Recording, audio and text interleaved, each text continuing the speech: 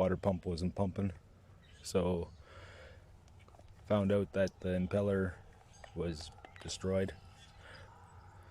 Take off the lower end on the Mercury 70 horsepower dash 700. Alright, so be 5/8 nuts here on each side. I have to take off the magnesium tail fin. So the magnesium piece comes out here, 5/8 bolts, and then there's one up here as well.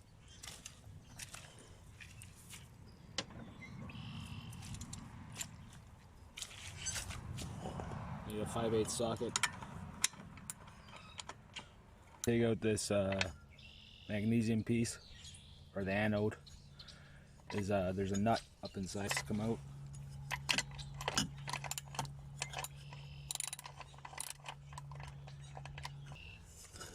There's a washer in the nut. So start cracking these. These should start pushing against here, and then your lower end should start dropping.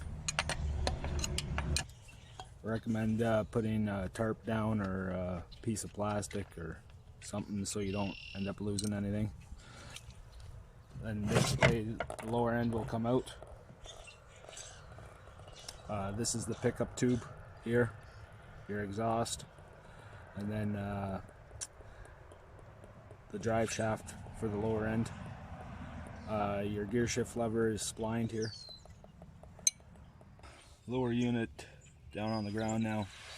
This rubber boot here for the drive shaft did come off up inside the housing. Took a stick or whatever and I got it out of there. So that rubber boot comes off. Then another plastic bushing comes off the spline of the drive shaft. Rubber washer here, 3 lock nuts. Then your pump assembly can come out. Here's the existing pump. There will be a flat key in there, so you might want to put it upright so that key doesn't fall out.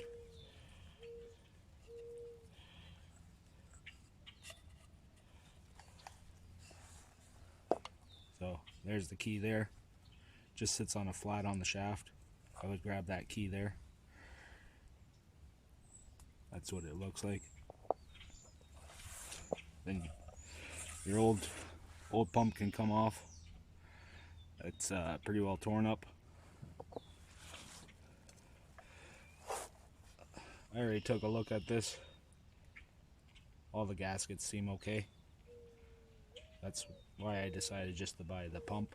But they do sell pump kits that come with the gasket, the deflector plate,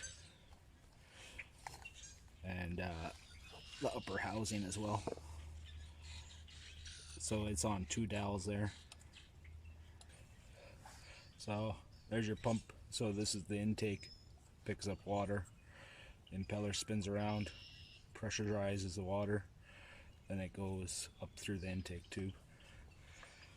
So there's a stainless deflector plate. There's a gasket on the bottom side, then a gasket on the top side. So it goes down first.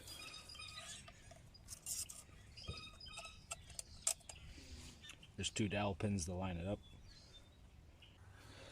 So part number 47-89983T for the impeller.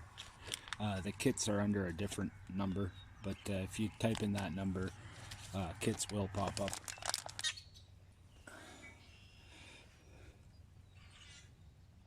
So you want to get your vane pump in the housing here and try to get it centered to the housing. If this is 12 o'clock and that's 6 o'clock, you're looking at it as a clock, the vanes want to be facing in the counterclock direction because the drive shaft is spinning counterclockwise. So get this centered on the shaft and get it down in. Don't lose that gasket. There's a gasket.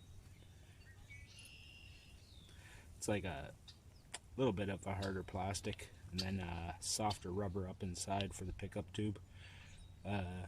It's undercut here. The undercut goes up inside so the tube sits down inside.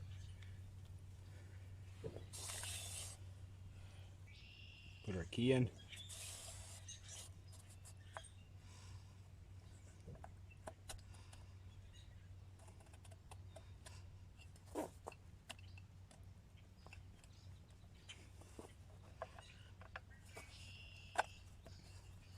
So I just wiggled the drive shaft there to line up the key.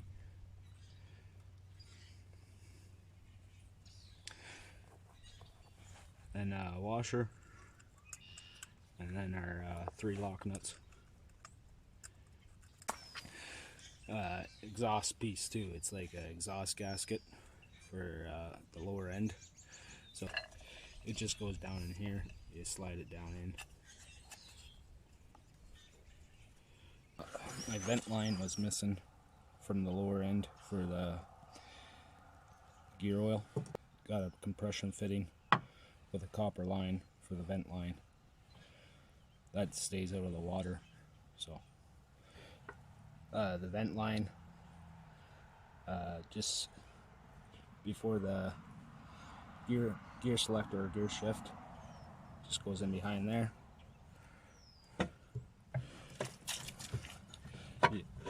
Your exhaust tube pulls down first. You want to kind of get that lined up. Then you gotta get this first bolt in here,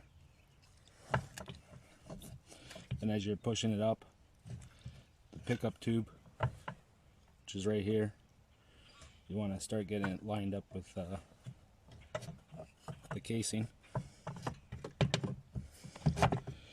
And then this will take a little bit of finagling because the gear shifter is splined. So sometimes I reach up in here and try to give that a wiggle as I'm pushing up on the lower end. So I'll get this in here.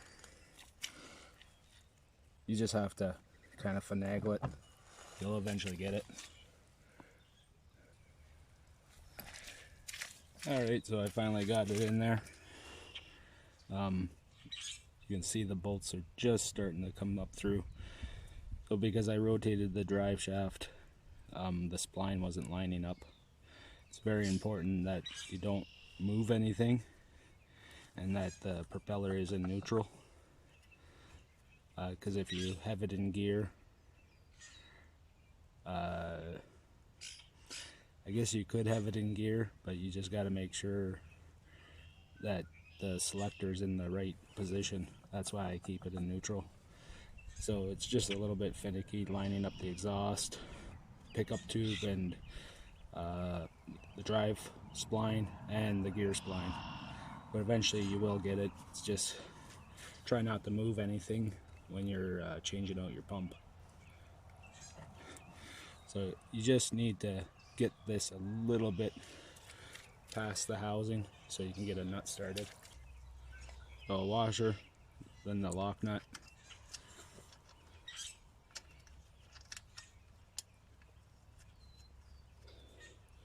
Just so the lock nut just starts. I'll get that done on the other side. So just evenly tighten your bolts.